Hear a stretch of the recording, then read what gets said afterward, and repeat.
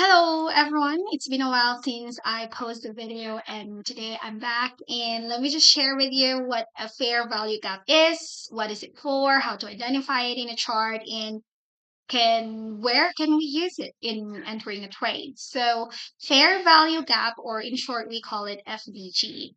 So how to identify it in a chart? Actually, it's easy to identify it as long as you understand where is it? So let me just give you more context. Here, you have the first candle top wick, you have the second candle, and you have the third candle bottom wick. So it's three candles. So on the first candle top wick, if it didn't meet the third candle bottom wick, then the gap between those wicks, those are the FVG. In this scenario, this is the green shade here. And I personally entered trade at 50%. Aside from FVG, of course, I'm also using another type of the strategy like support and resistance, the trend, all other things. But I use FVG as well as an additional confluence when I'm entering a trade. And when I do, I normally enter at 50%. And this is basically what FVG is. It's the gap between the first candle top wick and the third candle bottom wick if we are on an uptrend, like what we have right now.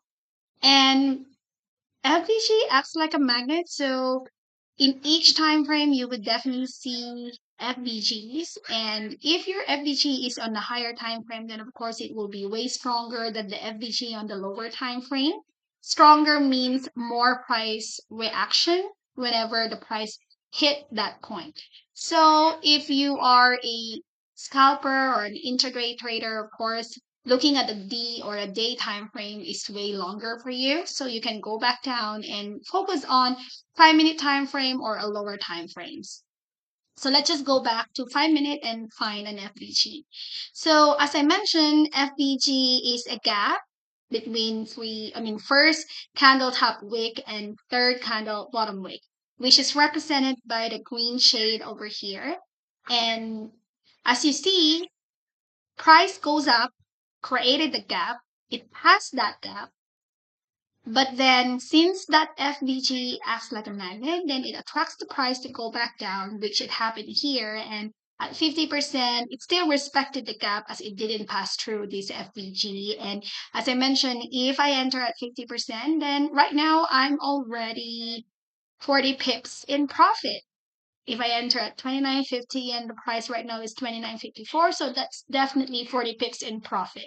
So this is an example on how to identify FVG, what is it for, and how you can use it as a potential entry point, depending on whatever time frame you are looking at.